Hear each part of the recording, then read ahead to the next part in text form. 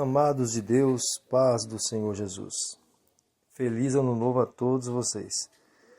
Estamos iniciando um novo ano e com ele uma nova leitura de toda a Bíblia. Tenho o privilégio de ser o expositor do primeiro livro das Escrituras, o livro de Gênesis. E confesso a todos vocês que estou muito grato a Deus por isso. Nesse primeiro dia de exposição, estaremos conhecendo alguns pontos preliminares do livro de Gênesis. Esse livro foi escrito por Moisés, o legislador do povo de Israel, entre os anos 1445 a 1405 a.C. O livro recebe o nome de Gênesis por ser o livro das origens. Nele temos a origem do mundo, dos seres humanos, a origem do pecado, da morte, do povo de Israel, dentre outras origens. De fato, esse é o livro das origens. Gênesis não é um livro científico, porém, esclarece muitas dúvidas que os cientistas têm.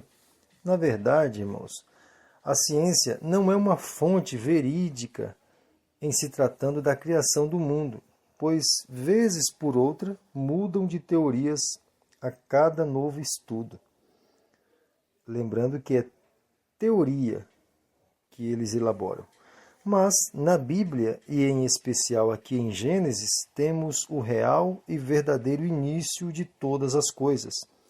Nele, temos a realidade de um Criador soberano que, antes de tudo, ele já existia e decidiu, por sua livre bondade e amor, criar um mundo repleto de belezas naturais que refletem a sua glória.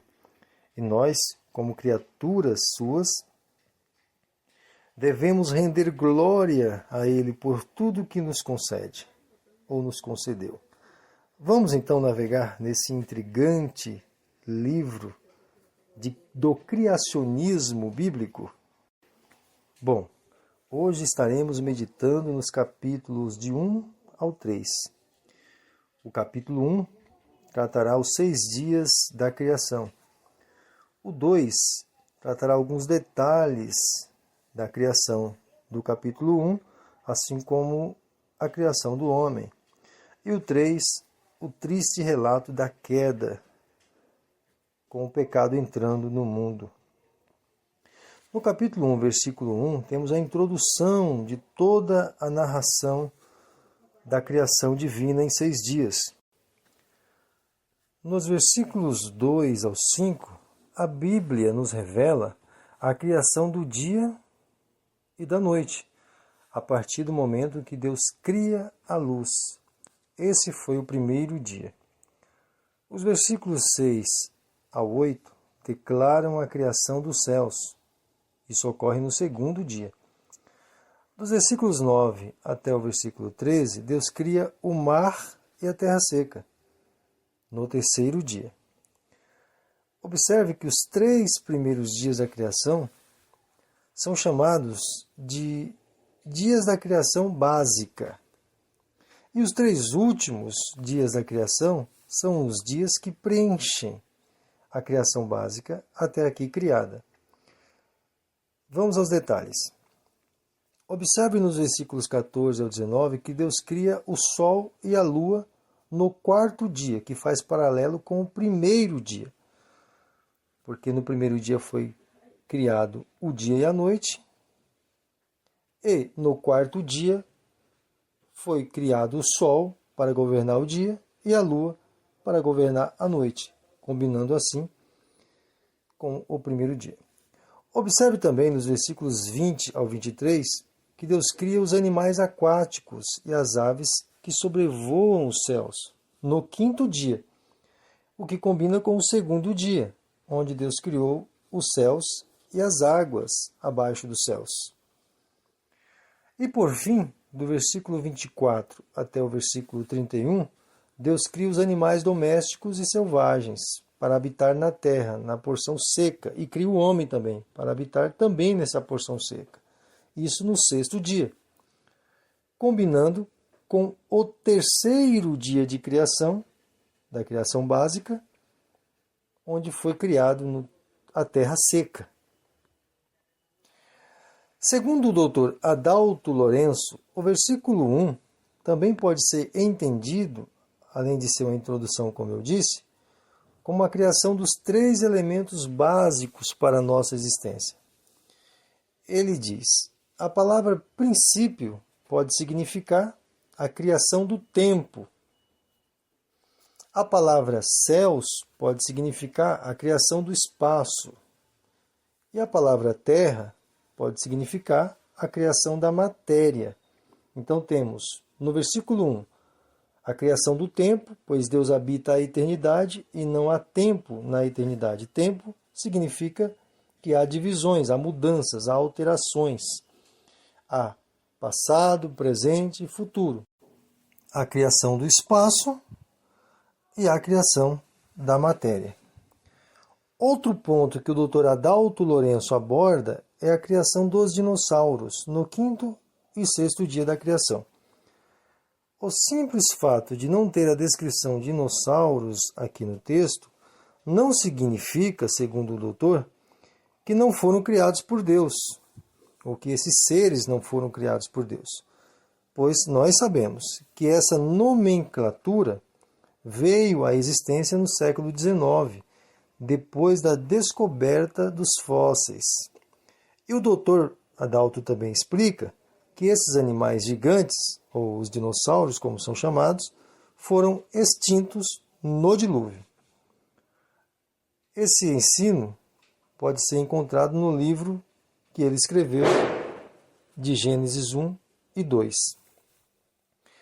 Outro detalhe importante para se comentar no capítulo 1 é o ensino errôneo que alguns querem inserir na criação aqui, dizendo que do versículo 1 ao versículo 2 existem uma lacuna de milhões de anos, supondo que a primeira criação de Deus havia sido destruída pela queda de Satanás, o que tornou o mundo sem forma e vazio.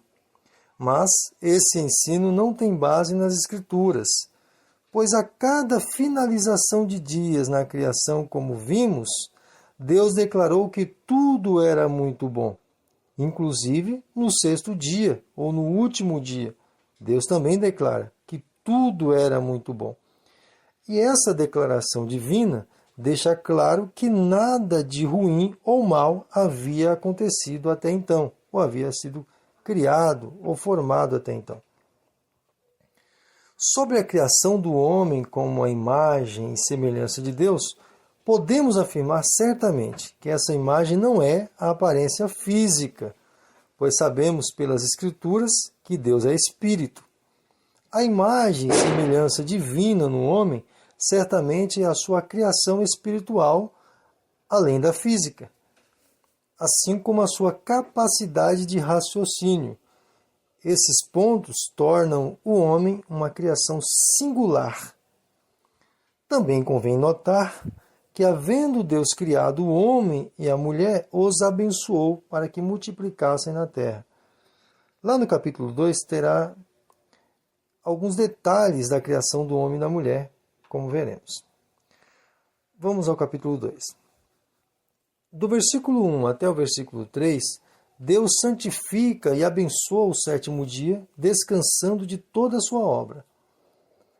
O princípio básico ensinado aqui é uma lição para nós, seres humanos, que, tendo trabalhado 6 dias, devemos descansar no 7º. Certamente Deus não deixou de trabalhar nesse dia, mas seu descanso se refere às obras de novas criações no mundo. Ok? Outro ponto importante sobre esse ensino é a certeza de que os dias da criação foram dias de 24 horas. Pois, se não fosse assim, esse ensino de descanso semanal não faria sentido. Do versículo 4 até o término do capítulo 2, temos a revelação de como Deus criou um jardim particular para pôr a sua obra mais preciosa, o homem. Esse jardim era no Éden, onde não sabemos a sua real localização nos dias de hoje. mas certamente ficava no Oriente Médio. O versículo 7 nos revela como Deus formou o homem do pó da terra e o fez mover-se pelo fôlego de vida soprado em suas narinas. Como vimos no capítulo 1, o que distinguia o homem das demais criaturas era a sua espiritualidade e a sua capacidade de raciocínio. E o fato de Deus trazer os animais para que Adão desse nome esclarece esse ponto. Outro detalhe que intensifica esse ponto de o homem ter raciocínio e inteligência diferente das demais criaturas é o fato de Deus exigir de Adão obediência, ordenando que não comesse da árvore da ciência do bem e do mal, plantada no jardim. E se desobedecesse, morreria. Mas poderia ter acesso livre à árvore da vida. Olha só também que importante é a formação da mulher nesse capítulo, pois a primeira cirurgia no mundo ocorre aqui. Deus faz Adão cair em um sono profundo, o que seria a anestesia nos dias atuais, e da costela dele faz a mulher. Segundo a medicina, a costela é onde está a célula-tronco, que é responsável pela possibilidade de clonagem de seres. Por esse motivo, Deus fez a mulher da costela e depois finalizou a cirurgia acordando Adão e lhe apresentando a sua mulher.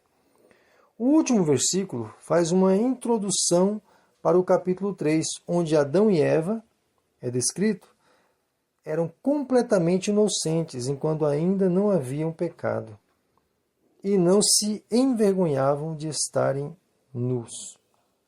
Vamos ao capítulo 3, o capítulo mais triste da história da humanidade. Logo no início do capítulo, somos apresentados à serpente como um animal astuto. Essa descrição possivelmente seja devido à agência de Satanás influenciando a serpente na tentação contra Deus. Em uma dessas investidas satânicas, a mulher de Adão é iludida e aceita o convite de Satanás para comer da árvore proibida. Quando Eva aceita esse convite satânico, ela também compartilha com o seu esposo, e ambos comem do fruto e são afetados pelo mal.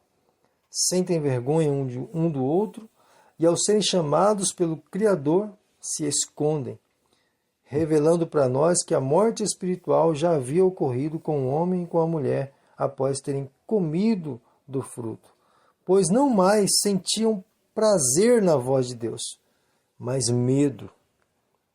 Deus então profere as sentenças de maldição contra os rebeldes e desobedientes, começando pela serpente, que recebe a sentença de se arrastar e comer pó. Depois amaldiçoa Satanás, que foi o agente tentador por trás da serpente, declarando que seria esmagado pelo Cristo que viria, e já veio, que seria também semente da mulher, como vimos. Semente da mulher reflete a descendência de Cristo, do Cristo humano, descendência de Davi. A próxima a ser amaldiçoada é a mulher que recebe a sentença de padecer muitas dores durante a gestação e o parto.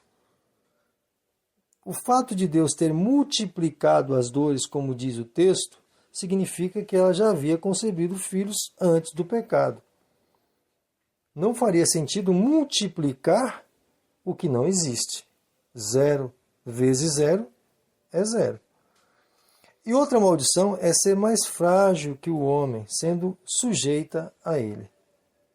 Isso seria uma bênção para a mulher, pois não mais seria responsável, mas dependeria aí da tutela do marido.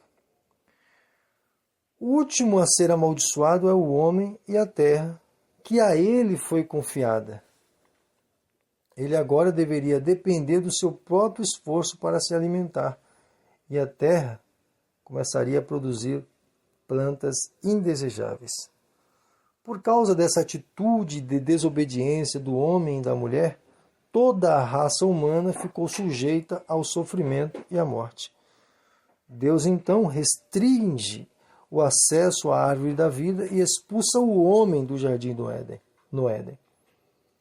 Com a tentação do homem aqui no capítulo 3, podemos certamente entender que Satanás foi expulso dos céus depois da formação do homem, e não no início do mundo, como já provamos.